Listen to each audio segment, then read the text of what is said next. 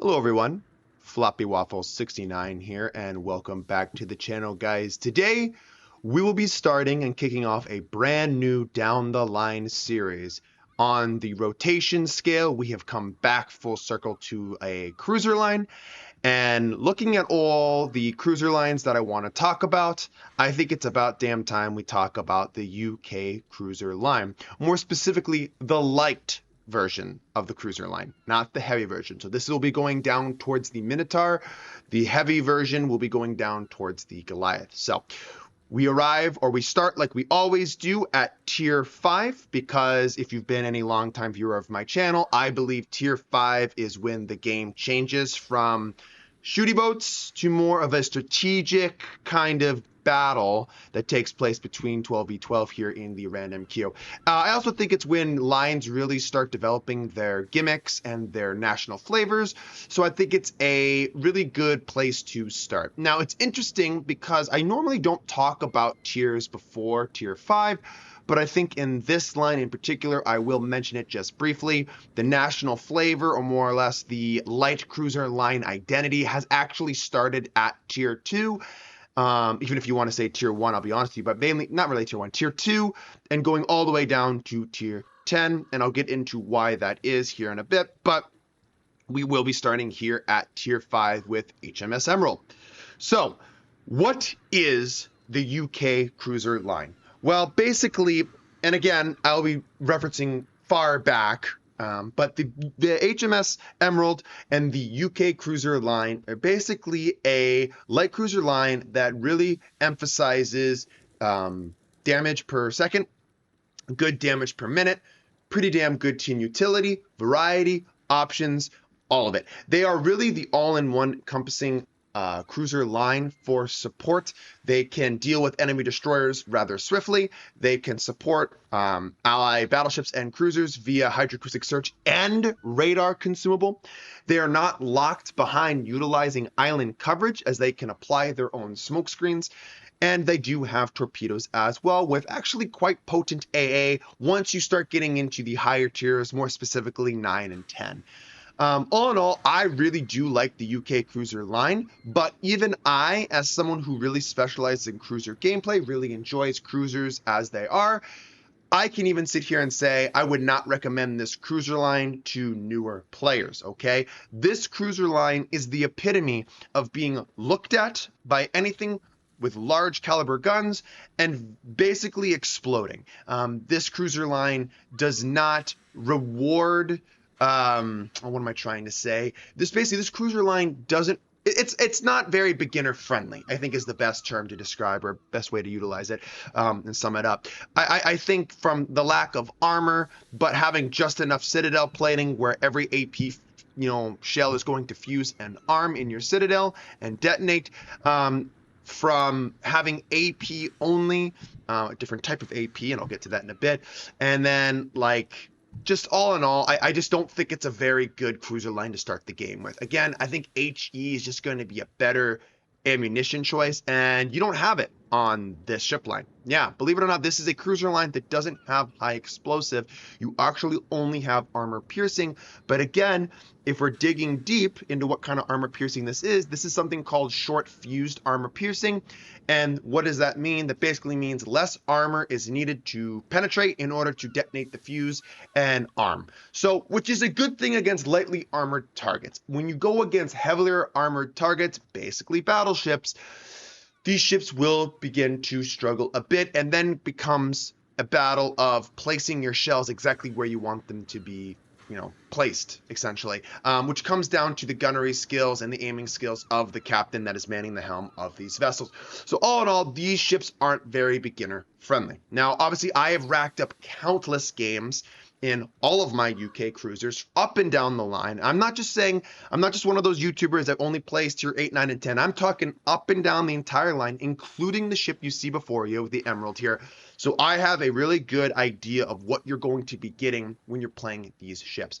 As you know, tier 5, I usually spend a little bit more time talking with all, about these ships and about this line, because this sets the foundation for the entire line, and we want to make sure that we know all there is to know about these ships, so that with each tier that we continuously go up towards the Minotaur, we're building upon our beginner knowledge so that by the time we get there, we know exactly what we're doing, how to play these ships, and be the most effective on the battlefield.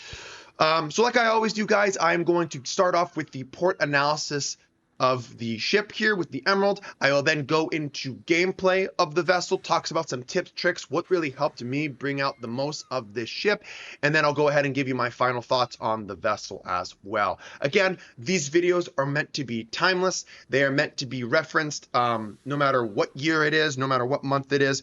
These are just supposed to give the player more or less a guide on how to play and build these ships, so you can understand how to expect, like what to expect from these vessels. And again, if you don't really have any interest in playing these ships, watch these videos to understand the enemy a little bit more, so you kind of understand what they're trying to do, and then go ahead and nullify them and counteract what they're trying to do, so you can take them down on the battlefield. So without further ado, guys, let's go on into this, okay? Starting off with the armor layout, and this is kind of what I wanted to talk about and why I believe the port analysis should not be skipped and it should be referenced in all of my videos. This is a very, very lightly armored cruiser. 13mm nose, 13mm ass, basically a midsection deck of 40mm, which actually isn't terrible, and then we have this armor belt of around 76mm. If we go ahead and strip away some of the armor belt, you can see the infamous step citadel, which basically what the step citadel means is you have basically a waterline or just slightly above waterline citadel, and then some way through the vessel it actually like goes up like a step, and basically this is still counted as citadel plating. This is not good, especially when you're coming in nose on, when ships can just point over your nose and point and click you, and they can score citadel ribbons a lot more frequently than relying more on plunging fire to go down and hit your citadel, right? This is a very, very big weakness, and kind of trying to prove forward that this is a cruiser line of super lights. Now, basically, to summarize what this ship can also do or receive punishment is the citadel plating is only 76mm. This should ring a bell because this is pretty much Omaha levels of citadel plating. So if you're familiar with how that ship plays and what it can receive in regards of punishment, you understand that destroyers can citadel you as well if they're armor piercing. You have to be careful when you're playing this ship. Just because you see an enemy destroyer does not give you the ability to just say, all right, let me just go ahead and, massacre it, right, and turn flat broadside, because you're exposing your entire broadside and citadel plating in return, and if they're a smart destroyer commander, they will load AP and shoot back at you and score citadel ribbons. So you have to be careful of that. Again, one thing to note is you do have a little bit of an icebreaker, 38mm of armor, which is quite nice when pushing in, but then again, because of your step citadel weakness, the icebreaker isn't covering anything. You're still going to get citadel from your nose, unless you're like, sub 2 kilometers, and you're looking at that, and the commander is, I guess, not knowing that it has an icebreaker and points right here and clicks, then it's not going to overmatch you. It's one of those things, guys, you just cannot rely on this at all. This armor scheme is not reliable. The only thing reliable about this armor scheme is this midsection 40mm deck, and that's going to help with plunging fire from battleships, so it doesn't go ahead and citadel you. But guess what? If they don't specifically hit here, they're going to hit other port sections of your deck, which are going to go ahead and be overmatched anyways, because it's 13 or 10 millimeters of effective armor, which is essentially paper. So again, this is setting the stage of these ships cannot take a beating. You cannot rely on your armor. Okay. Moving into the survivability, of your ship, 27,100 HP. Not a lot, okay? That is not a whole lot of HP for a light cruiser, but the good news is you actually get a heal. Yes, you heard me right. You actually get a heal on a cruiser at tier 5, going all the way the rest down the line. Super nice. This is going to allow you to stay in the fight a little bit more, and in my opinion, an absolute necessity on this ship. I actually don't believe the ship could do very much in the regards of the survivability department if it didn't have a heal. Now, there are some ships that I think receive even worse punishment. Looking at, I think it's called like Galicia or whatever for the Spanish. That thing can get Citadel with HE, so that's painful as well. And that doesn't have a heal. So at least you have a heal. Plus, you also get a smoke screen on this ship, which is nice. Obviously, you have the option to opt out of the smoke screen and pick up a fighter and a spotter. Don't do that. Please don't do that. It would be nice every now and then to play it as like a meme to do it. But if you're actually playing this to be serious, do not even look at the spotter or fighter aircraft. Just stick with the smoke screen. It's going to allow you to create your own cover and allow you to play not necessarily around islands, but if you are caught in a bad position, smoke up and do a little bit of farming from your smoke screen. Moving into the artillery department of this ship. Now, again, the first thing I want to mention about the artillery is I could sit here and I can quote DPM and your effective damage per minute and damage per second and all this stuff. But at the end of the day, you need to understand that some turrets are locked to their certain side. So you see that you have a turret right here.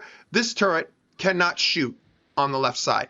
So again, the DPM values that are listed in ship tool, I believe, are not factoring in how many guns can be shot at all time. It's just looking at all the turrets that it has, the reload time, and the amount of damage on the shells. Calculating all that will give you the damage per minute. So the damage per minute can be a little bit misleading on this thing. You have the 7x1 152 millimeter guns. I hate single turreted guns, especially on my cruiser. I feel like the accuracy is bugged. It is so inaccurate. It's completely unreliable. I would much rather take double, triple, or quadruple. Singles are the worst. And sadly, you have to deal with that here on the Emerald. Reloading in 7.5 seconds, which isn't like particularly good, but 7.5 seconds, you got to work with that. 180-degree turn time is 18 seconds. And then maximum range is really on the shorter end of 13.6. Yeah, like nothing really to be like super happy about. The good news is that you're relatively stealthy and you have a smoke screen. So the main battery range can be counteracted by getting up closer to the battle and then smoking up. Maximum damage is 3,000 damage per AP shell. I don't believe this changes at all. Maybe if it does, going up towards the Neptune and Minotaur, like 32 or 33, but basically you're locked at 3,000 for the rest of the line. Initial velocity is 936 meters a second. They are floaty, but again, because you only have 13.6 seconds, they don't feel as floaty, if that makes sense. You have secondary batteries, 3x1 102 millimeter guns. They actually do shoot HE, so I guess the gunners, they brought ammunition, high explosive ammunition for their secondary batteries, but not their main guns. And then, yeah, they don't really rely on them. 6% fire chance, range of 4.5, the occasional DD penetration. I mean, 17 millimeters penetration, that's fine at this tier. We go up to tier 10, no bueno. So yeah, that's the artillery in a nutshell. Like, the artillery doesn't feel very good, but there is one thing worth talking about on the Emerald's gunnery artillery department is the AP shell. So these are short fused AP, and this is my first gripe with this particular line and I guess wargaming.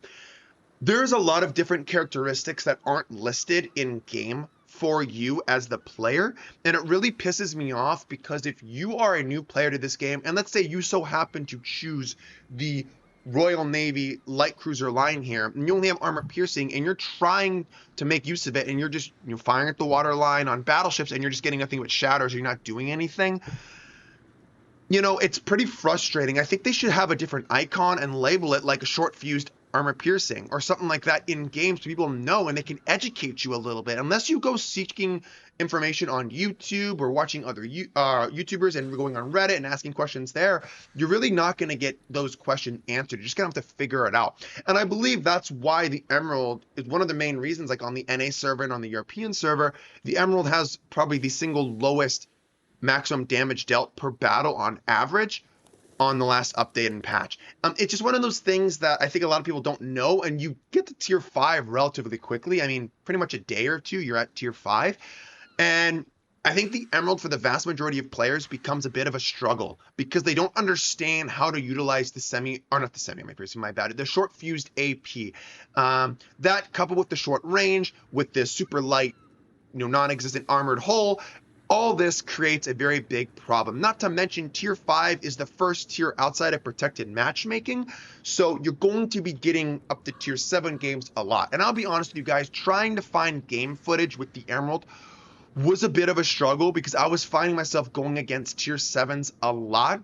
And if you don't have the right, teammates that know how to spot, right battleships to support, you get blowed up really quickly in this thing. So again, I understand, I see it, I tip my hat to players that really make this thing work game after game, if there are such players. This ship for me is a bit of a struggle, not because the ship itself is bad, but because we're at a tier that really punishes you heavily just by playing the game. And it's very noob friendly. I mean, you're here in a day or two. So people that don't have good game knowledge, don't understand how to play cruisers a whole lot, get thrown into this thing. And tier 7 battles, when you're going against things like West Virginia 44, Scharnhorst 43, Royal Sovereign, I mean, those are just naming a couple. Nagato, Colorado, like, you're fodder. You're absolute fodder, okay? And again, I'm factoring in +2, -2 matchmaking, which I absolutely despise for this reason. It's a bunch of things, and I think it creates this whole problem to why we have, not as much customer retention, a lot of people leaving the game, and a lot of people getting frustrated, okay? And that's why I'm here to help you. I know this portion of the video is a lot of talking, and I'm sure a lot of people skip it, but if I can urge you to please listen to what I'm saying, it's going to help you and translate to you performing better in these ships. Okay, moving on to torpedoes, an absolute necessity on the Emerald. The 4x4 533 millimeter launchers. You have a torpedo reload time of 106 seconds, a maximum range of only 7 kilometers. They do about almost 16,000 damage, which isn't bad. 59 knots and detectability range of 1.2 kilometers. Two things to note about these torpedoes. You cannot stealth torpedo in this ship unless you're hiding in a smoke screen, which is where I'm really going to be utilizing these Torps. If I get pushed, which is going to happen in the Emerald, you will be pushed a lot, these torpedoes are your get out of jail free card if you can land them. And 2, you are Royal Navy, so that means you can single launch your torpedoes, which is crucial for ships that are coming nose into you. This allows the Emerald to be a massive threat towards enemy battleships, especially, and cruisers who want to think, oh, it's a flippin' Emerald. I'm going to be able to push this thing and it's going to get nuked and it's a couple free Citadel ribbons and a dev strike for me. Wrong. If you play the ship right, know your smoke firing penalty, and you have your hydroacoustic search that can spot 4 kilometers outside your smoke, you can utilize these torpedoes to your advantage and dev strike enemy battleships who think they're just going to come around the corner and nuke your ship. You're going to see examples of this in the replay I'm going to show here in a little bit. This is a massive tool which makes the Emerald a little scarier than a lot of people give it credit for.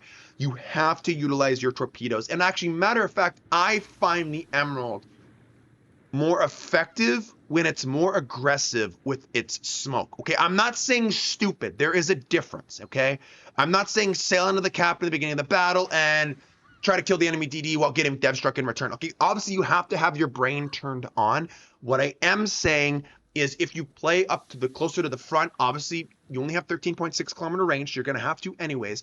Play up there, support your DDs, and own that cap and try to limit the enemy DD first. But again, playing with reason, playing with your brain turned on, this ship will actually shine. Okay, I played around 8 battles before I found a battle that I was like, yeah, I could show this because this shows a lot of the pros and the cons. That is when about battle 4, I really started formulating that kind of ideology of like, hey, I find myself, instead of playing passive and more conservative, if I play a little bit more aggressive, but again, play in the means of my smokescreen and around my destroyers, the Emerald really shines, okay? So that's my big advice for you when playing the Emerald. Okay, a big disadvantage to not only the Emerald, but the entire Royal Navy line. You do not have ASW airstrikes. It is a massive disadvantage for you. Also, coupled with you don't have high explosive. So the explosion radius of your HE, because you don't have any, is limited to just your armor piercing with submarines, okay? You have to physically sail over subs and drop your depth charges in order to do damage. Now, the difference is when you do that, you will nuke the enemy sub. It's pretty much an auto kill because you only have 2 bombs in the charge, so it drops 1, 2, that's it. And then you have another charge of 1, 2, that's it. But each bomb maximum damage is 5k. These things are insane when it comes to their depth charge damage. But again, catching a submarine with these things is so unlikely. The enemy sub has to be out of position so far and outplayed by you to really kill an enemy sub with your depth charges, is what I'm trying to say. Do not think you're a submarine killer, because you are 100% not that at all. You have that ability to do that, but more often than not, the sub will go at a periscope depth, you'll shoot, it'll sink down, and then you're spotted. As long as someone else is within your main battery firing range, right? You're spotted, you're a floating citadel, do the math, you're pretty much knocked out of the battle, okay? So you have to be careful. You are not a submarine hunter whatsoever. Going into the AA defense. The Emerald's AA defense is awful. It is not good. You will shoot down the occasional 1, 2, maybe 3 planes from an aircraft carrier that doesn't understand how to dodge flak yet, but the second you run into, God, the next tiers, around tier 6, going against tier 8 carriers and up, you're not that good. Your AA doesn't really start becoming good in tier 9, 10, and then obviously the super ship, where it becomes scary. But again, you don't have the ability to slot defensive AA fire as a consumable. You are locked into hydro, so you'll never have that extra ability to up your AA values at all. You're just locked into what you were locked in based upon upgrades and commander skills, so do not bank on your AA at all, guys. Going into the maneuverability, and again, there are some super nice things here about this ship. Maximum speed of 33 knots, not bad at all. Turning circle radius, 730 meters, not terrible, definitely manageable. And then the rudder shift time of 7.8 seconds, not bad at all. Since you are Royal Navy, they actually have the baked-in acceleration on this whole entire line, meaning you're going from dead stop to full engine speed is reduced. You have that module already baked into your ship by 50%, which is outstanding. I believe your acceleration from a full stop to full engine power and speed is 8.6 seconds. This allows it to juke shells incredibly well. Like I featured with my down the line series with my UK destroyers, same thing applies here. This allows it to be more agile, maneuver, and also kind of accelerate into its turns. One thing people don't realize is that the whole Minotaur line here almost drifts on the water when it's turning because it's not bleeding as much engine speed, which is a massive advantage when actively maneuvering against enemy ships. A lot of enemy ships, especially battleships, when they're factoring in ships doing those complete turns and gamer turns, they know you're going to bleed speed, so they adjust accordingly. These ships do not bleed as much speed, so you have to kind of factor in that when you're aiming, and then you'll score those citadel ribbons and dev strikes. If not, this thing will get away with bloody murder, essentially, is what I'm trying to tell you, because it will be like surfing on the high seas, which is crazy to watch. But it is a learning curve too. Like, if you want to start and stop and barely go and try to peek out an island, if you go to full engine speed, it does not cut it very well. So if you go for 2 seconds and then go all the way to reverse, you will drift right out of your island and cover and your smoke screen, and then you're sitting duck. So you have to understand this too when you're playing the ship, and make sure that you plan accordingly and you get kind of familiar with how the engine parameters work. It is a bit of a learning curve, but again, better to start here at tier 5 than free XP your way all the way to tier 9 and think it's just going to be a phenomenal experience for you, okay? And lastly, going into the concealment, I believe base, it is 9.9. You slot that commander on there, you get an 8.9 detection, which is awesome. That is relatively stealthy, and you can creep up, like I said, be a little bit more aggressive to support your enemy or support your allied destroyers to fight for those capture points. Is where these ships are really going to excel. Again, keep in mind your detectability after firing main guns in smoke is 4.6 seconds, which is huge. There is a 600-meter gap between your hydroacoustic search consumable spotting whatever can see you from your gun bloom via not. So 4.6, definitely usable. And again, 7-kilometer torpedoes, that gives you a lot of wiggle room with those torps, especially having the ability to single launch them, so you can basically help protect yourself against incoming pushes on your smoke screen. Okay? So yeah, guys, that is the Emerald, all their statistics in a nutshell. I will now go ahead and showcase the upgrades. So for the upgrades on the Emerald, obviously I am taking main armaments modification 1. In the second slot, I am taking engine room protection And then the third slot, of course, I'm taking aiming systems. Again, if you have the coal to burn, absolutely want to go ahead and take hydroacoustic search modification 1 is a no-brainer for me. But again, I like the emerald. I don't love the emerald, so I'm not going to go ahead and spend the coal to do so. Again, looking at your consumable loadout, you do have the damage control party. You do have a heal, which is awesome. And you also do pick up the hydroacoustic search consumable as well. And you also do have the smoke screen too, which is quite nice because it allows you to essentially, create your own cover, which again is always nice. One thing to note about the heal, and again, I'll have to double check this because again, this is one thing I forgot to double check when I did it. I believe the heals on the Royal Navy light cruisers are a little bit different. And maybe it doesn't apply yet until you get to higher tiers, but I believe Citadel damage, usually it's only healable by like, is it what 10% of of Citadel damage is actually healable back? I think the UK light cruisers are different, but I don't know if that's applicable to the tier 5 here, or if it's not until like the Neptune and the Minotaur. Again, I will double check that for you guys once we get into the battle portion of this video, or I'll go ahead and make a comment down below as like part of the, I don't know, little bio of this video. I'm gonna go ahead and link that or something like that so you can go ahead and check that, because I want to make sure you guys have the most amount of knowledge possible before you go ahead and follow this kind of guide or whatnot, and follow along this down the line series, because again, we're setting that foundation here at tier 5. It is just so essential that we listen to all this information that I'm trying to spew out in a reasonable amount of time, because I don't want this video to be too long, though sadly the tier 5 videos usually are. I apologize for that. Going into the commander build, again, I will showcase a full build on when the battle starts. Again, I only have a 13-point commander, and I will go ahead and list about what I recommend you take. One thing I do recommend, that it's kind of like you as a player, is whether or not to take priority target or not.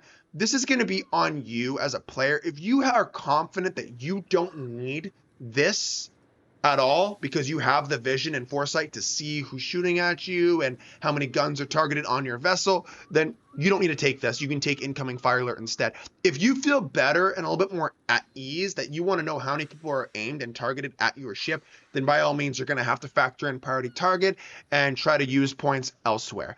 The big thing on this ship that I recommend, obviously survivability expert is a big one. Superintendent, again, getting an extra heal charge and a smoke screen charge is crucial. Adrenaline rush, because you will be taking damage in this light cruiser. It is almost inevitable. Another thing too is the outnumbered skill. Again, I tried this on PTS and it really worked for me. So I am saving up now to go ahead and take outnumbered, because the single battery gun turrets just feel so underwhelming to me, and that the accuracy is so bad that I want a little bit of help. Plus 13.6 kilometer main battery range allows you, I guess, theoretically put yourselves in worse situations to proc the outnumber skill. And because I said I'm playing more aggressive anyways, you're probably more often than not, or more likely than not, going to be proccing this skill.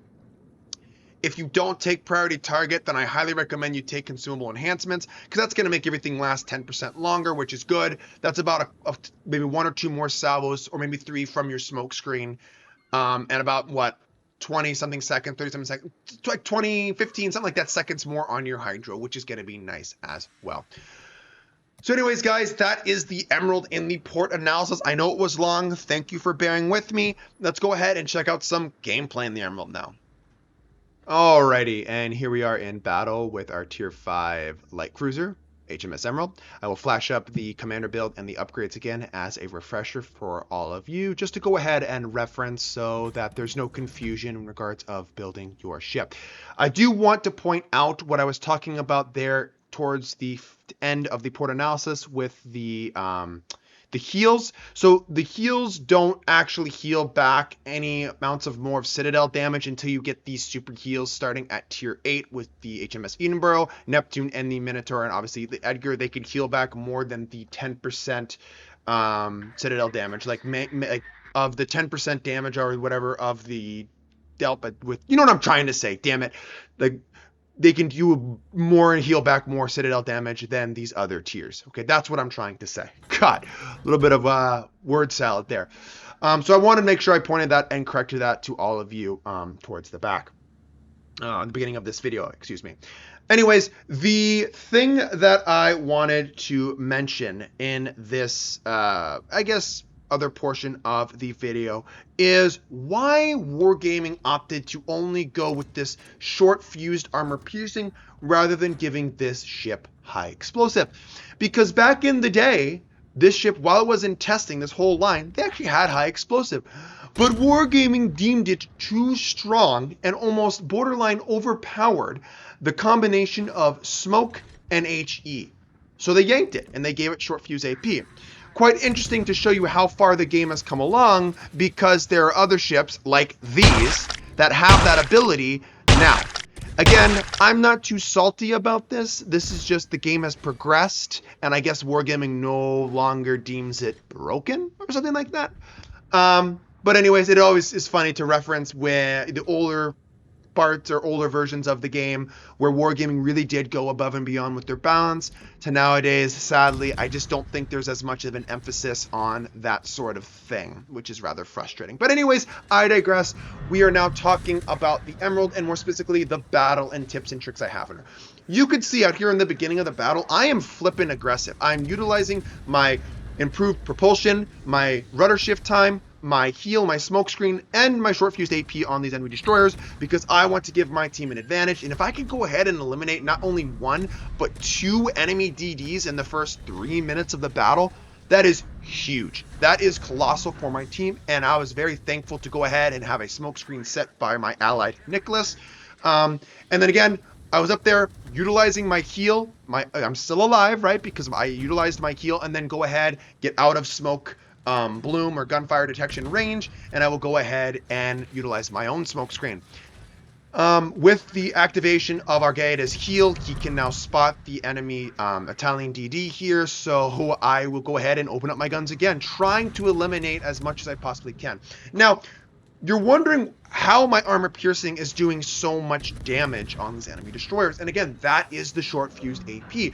It needs less armor in order to penetrate. And since my maximum shell damage is 3k, I'm getting colossal damage dealt with my AP, especially on those broadsiding DDs, because my AP is full penning the destroyers, where a lot of other nations, I say the vast majority of other nations, they're just going to overpen because their AP has different characteristics. They need more armor. Enemy destroyers are way too lightly, or severely lightly armored for their AP, and they're just going to go ahead and overpen. This is a big problem, you see. Again, they're still going to do decent damage because I'm sure their AP shells, have a lot of damage, a lot of alpha strike, but again, not as much as me. Okay, that's the big thing here, which is nice. It's why the whole Minotaur line here really deals with enemy destroyers really well, especially when the enemy DDs are caught with their pants down. Now, a big problem is when enemy DDs are running away from you. You're more relying on that plunging top down through the deck than you are actually relying on hitting the sides of the ship and penning in the sides of the ship. You will score ricochets every now and then and potentially shatters. More often than not, ricochets and misses though, based upon where your shells will be landing. So that is a bit of an issue, but again, if you're able to be aggressive and be there to support your allied DDs with the initial spotting of the enemy DDs, you will rack up damage and deal with those enemy destroyers really, really quickly. But again, the big threat isn't the enemy DDs to you. The big threat is the enemy cruisers and battleships. Players know that these ships are literally a floating citadel. Like, the entire ship is pretty much a citadel, and all they have to do is shoot at you with armor piercing, and they're pretty much guaranteed damage. I know there are some battleships out there that have more than enough HE penetration. Of course, looking at you, like UK battleships, right, that have improved HE pen. They can citadel you with high explosive. If the gun caliber is large enough and they hit, land the shells where they need to go, you will get citadel with HE. And again, there's another ammunition type out there called semi-armor piercing, which is even more lethal towards you. So being especially aware of large caliber HE2 plus the ships that have semi-armor piercing, you need to know where these ships are at, and not just think, oh, they're just going to do good damage, but they're not going to get citadel ribbons. And wrong. They will still get citadel ribbons. You have to tread with caution. Now, Going on to the next thing I want to talk about with the Emerald. So I already mentioned about being a little bit more aggressive to hopefully win that initial engagement at your capture points. But then when it comes to farming, you can't just sit in your smoke screen and just shoot your guns, okay? Battleships and cruisers too. Again, I'm just as guilty of this too. We all know these ships, they're cruisers sitting in smokescreen, and they're quite large. They're not necessarily small, and because when you climb up the tiers, they only get faster and faster shooting, and a lot of players do ripple fire. Ripple fire meaning you just hold down your left mouse button, and your guns just shoot when they're reloaded. It goes like 1, 2, 3, 4, 1, 2, 3, 4, whatever, right? That is so much easier to track where your shell tracers are coming from that players will do what you just saw there and just blind fire your smoke screen. Now, HE, not a big concern. Like, okay, a little bit of chip damage here and there, maybe the occasional fire, like not a big deal. The big deal when it comes to the large caliber armor piercing for the dev strikes, you have to move in your smoke screen. Quarter, go forward about a quarter or half speed, then every 3 seconds stop, then reverse. You want to stay active in your smoke screen and kind of simultaneously match it up with your hydroacoustic search to be careful for enemy torpedoes, because smoke screens are torpedo magnets. Plus, if a competent battleship player or a frustrated battleship player and cruiser player are seeing your shell tracers coming at them, ever so frequently, they will go ahead and blind fire your smoke screen. So again, probably want to stay angled in your smoke as well. You don't want to sit, flat broadside, which sucks because your turret firing angles in the Emerald aren't necessarily good because your ship has single mounted turrets up and down the ship. So in order to get the most effective DPM out of your vessel, you're going to be having to show more broadside, sadly, which again is a big problem. And again, why I think the Emerald is usually very underplayed and played rather poorly.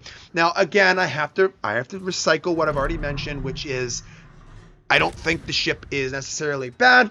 I just think there's a lot of different contributing factors to why it is played just so damn poorly. And again, a big nemesis to your UK light cruisers until you get to the faster firing ones like Edinburgh, Neptune, Minotaur, your slower firing AP, short fused AP only cruiser here is not the most effective against enemy battleships, and especially nose-in targets. Like, look at this Pensacola for a minute.